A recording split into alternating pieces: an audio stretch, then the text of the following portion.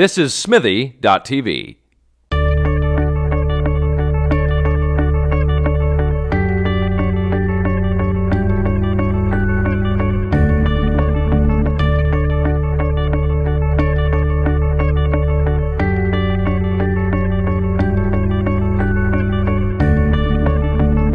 Hi, I'm Katie Ullman reporting for Katie Chats here at Smithy TV in downtown Toronto with actor Nahrgang.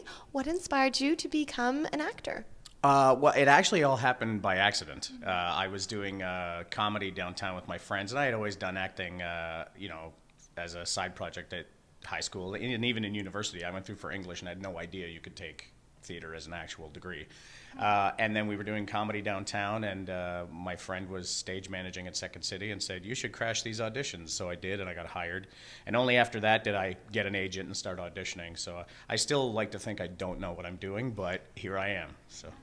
And for someone who doesn't know what they're doing, what was it like winning 3 comedy awards, Canadian Comedy Awards? It was very strange. I wrote sketch comedy with my friends, just 3 of my buddies, and we would kind of throw together sketches before our shows and then tape them just in case anything worked. And then we started submitting those tapes, and we got nominated and then won.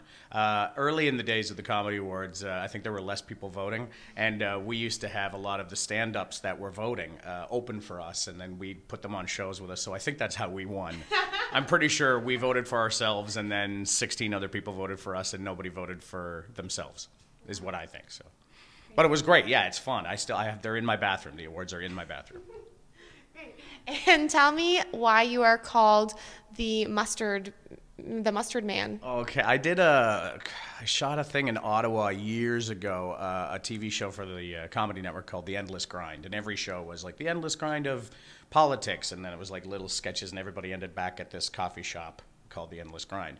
My episode was called The Endless Grind of War, and it was me and another guy fighting for Employee of the Month at a burger place.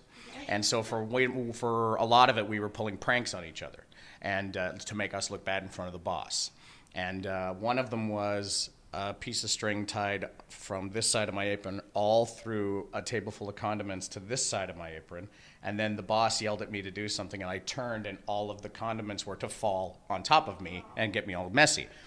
And when it happened, nothing happened. Like, it just wasn't messy enough. So there was this huge jug of mustard, and I thought, well, they're only going to get one shot at this. So I grabbed it, and I squeezed it, and the mustard went all over me. And then they said, can you hold where you are, covered in mustard? We need to reposition the cameras and the lights. So for 20 minutes, I stood there with, like, mustard burning into my arm. But the boss at the time was played by another actor, Albert Howell, great improviser and actor and writer. And he had one of those newfangled digital cameras at the time. And he snapped this picture of me, and I looked like I had just been caught in the act. It's this weird little, you can see it online. And then he sent it to me, and then I had this picture, and I got home from Ottawa, and my buddy was working for Sony Music at the time, and there was a contest to send in your funky photo and meet Jericho, win a chance to meet Jericho. And so I sent it in as a joke to him, and he put it in the contest, and I finished second. To a guy in a pimp costume with a big purple hat. But I won a Jericho CD and a signed picture, and then forgot about it. And then 6 months later, someone had snagged it from that website, and then I've been photoshopped into, thanks to a website called FARC. Hi, Drew. I've been photoshopped into a million different things, and I'm like a meme, one of the original memes of the internet. It's been a good 10 years now. I just went down last March to a convention for the FARC website as a celebrity. They flew me down and put me up, and I got to go on stage and talk about what it was like to have my image fly around the world and not get a dime for it. Wow, and what was that like? Pretty fun. A lot of stoners in grocery stores at 4 a.m. know who I am. Wow. You're that guy. But it's kind of fun, and I've met a lot of really cool people through that website, and then, over the years, it's had its waves. People don't know about it, and then somebody will mention it, and then it'll get, oh, remember this thing? And they're like, that's my friend. And so more people find out about it every day. So it's a really weird experience. And right now you're working on Illusionoid, Yes. your podcast, which was also featured in Now Magazine. Tell me a little bit about that. Yeah, we got a mention from Glenn Sumi in Now Magazine as one of Toronto's top 10 live comedy shows. When we do our live shows, we usually a comedy bar. There's myself and Second City alumni Paul Bates and Lee Smart. And we have Bob Durkatch, who's also the music director for Whose Line Is It Anyways, like one of our music directors. And the great Jay McCarroll is a young fella who does plays in a bunch of bands, and he's another one of our music directors. And we improvise kind of a sci-fi Twilight Zone-y story, and we have live sound effects and music on the fly, and it sounds like an old radio show, like an old sci-fi radio show. So when we do it live, we get a suggestion for a title from the audience, and we just go for about 20 minutes. In one of our shows, we could do 2 or 3 different stories. Sometimes we'll do like a fake interview with fake scientists, and we'll get subjects from the crowd as well. And then our podcast, we sit in a room not unlike this, and with a microphone and a MacBook, and we record our improv, and then we edit sound effects and music in after the fact. It's done in one take. We just improvise. It lands around 20 minutes, and we hope for the best. And it's really fun. We're closing in on about 40,000 downloads in about a year and a half. So yeah, it's we want to get more people listening to it, and we've had Colin Mockery and Sean Cullen and Scott Thompson on board. We had Billy West from Futurama do a show with us. It was really cool. And what's next for you? What are your goals for the future? Well, I'm a real nerd. I'm a huge nerd. So and I tend to get asked or get auditions for very nerdy things. So I have 5 one-hour episodes of a TV series coming from a very weird sci-fi movie that I did, and that show is called Dark Rising Warrior of Worlds, and I'm like one of the leads on that. I'm sure they're putting the VFX on it right now. I have like horns and face tattoos, and it's crazy. There's lightning bolts everywhere in it. And then I'm currently a voice on Beyblade. I'm just checking off my weird nerd checklist. Like, I want to be a voice on a Japanese cartoon. And right now, this February here in Toronto, I'm hosting the Bad Dog Theater's Globehead Improv Tournament. It's every weekend in February at Comedy Bar on Ossington, Bloor and Ossington. And you can, it's real cheap to come see it, and it's I want to say about 40 of the city's best improvisers in a big tournament to win the trophy at the end of it all. Our group's won it twice, Illusionoid's won it twice, and so I think we've retired from it, and I'm going to just host it this year.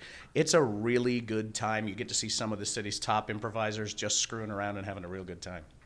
And you did something really cool yesterday. I did do something really cool yesterday. A couple of my friends have written a web series for Chris Jericho, the wrestler, and we're shooting it now. So yesterday was the first day of shooting, and I got to shoot a scene with Chris Jericho. And I'm a big wrestling nerd, so I got to dress like a pirate and have an acting scene with Chris Jericho, which was really cool. He's a really great guy. And today, he was in spandex green unitard with dragon wings, as well as Colin Mockery, and they were playing a gymnastics duo. I saw a picture today on Twitter. It's hilarious. What has it been like being one of Chuck and Vince, the Toronto recycling guys? It's been really cool. We've gone 3 years with it now. We just did a new photo campaign for being able to recycle plastic clamshell containers and plastic egg cartons. That shoot was really fun because they actually buried us in a ton of plastic containers. And Marty and I had a great time doing that. It's Marty Adams is the other guy. It's been really fun to just be in a campaign that you actually, to be an actor in a commercial for something you believe in, like I do recycle.